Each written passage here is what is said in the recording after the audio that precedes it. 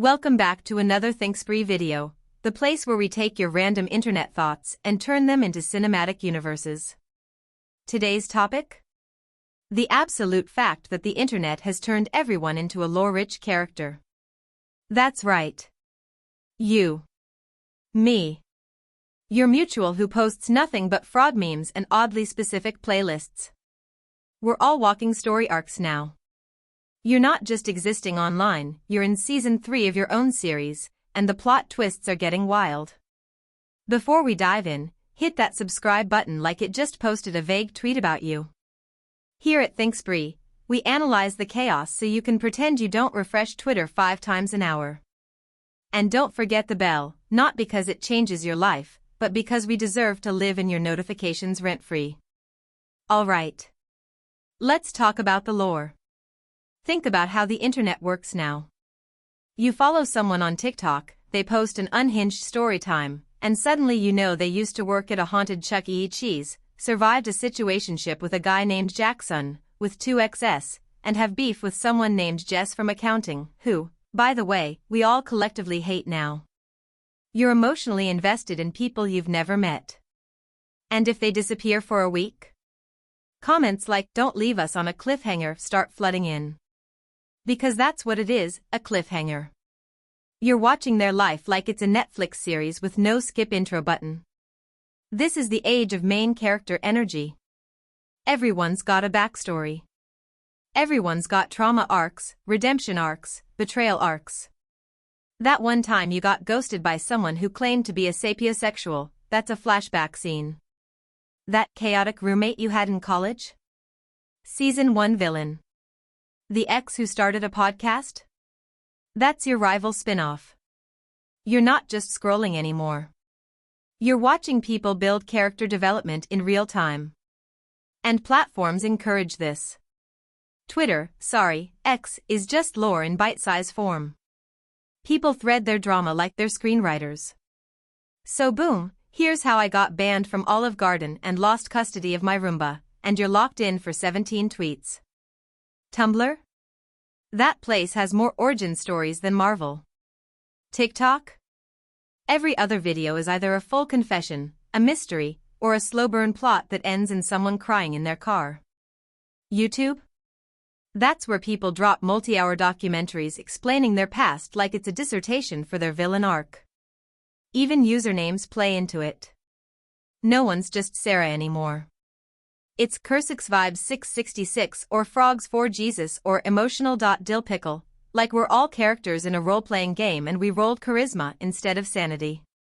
And don't even get us started on parasocial relationships.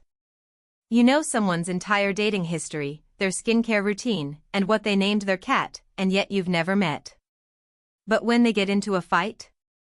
You're picking sides like it's a medieval court drama. I was there during the Discord leak of 2022, you say, proudly, like it's a historical event.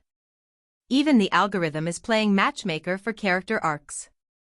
It knows you love messy friendship fallout stories, so suddenly your For You page is just a conveyor belt of people exposing group chats and explaining why Britney's birthday dinner ended in betrayal and blood orange spritzers. This isn't just about drama, though. It's about narrative. The internet made it cool to have lore. Your weird hyperfixation on frogs? Part of your world building. Your Tumblr-era poetry blog that you pretend doesn't exist anymore? Hidden lore. That time you ran a Minecraft server that collapsed due to political intrigue? Literal plot arc. We all used to joke about being the main character, but now it's practically mandatory. You can't just exist online, you have to have aesthetic, mystery, and preferably a messy chapter involving bangs, a breakup, and a self-discovery trip to a bookstore. Even how we talk changed. Suddenly it's era this, arc that type POV, you're emotionally unavailable and working retail in a town that smells like hot fries. Language has turned into fanfiction frameworks. Reality is being narrated in TikTok voiceovers. Every outfit is a costume. Every walk to the corner store is a side quest.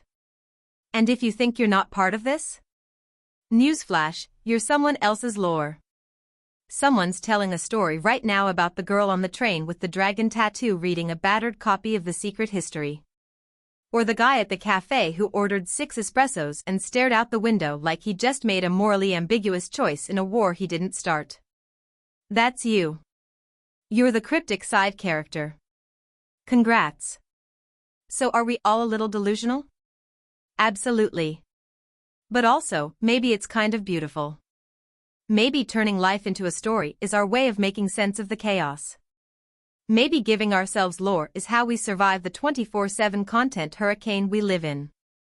So if you're out there thinking, wait, do I have lore? The answer is yes. You do. Whether it's a messy friend group saga, a 2-year feud over a shared Spotify account, or your ongoing attempt to become a cottagecore barista with anxiety, it counts. Let us know in the comments what your current arc is. Are you in your redemption phase? Your villain phase? Your I just moved and now I'm reinventing myself with chunky rings and herbal tea phase? And don't forget to subscribe to Think Spree, the only channel that treats internet chaos like it's literary canon.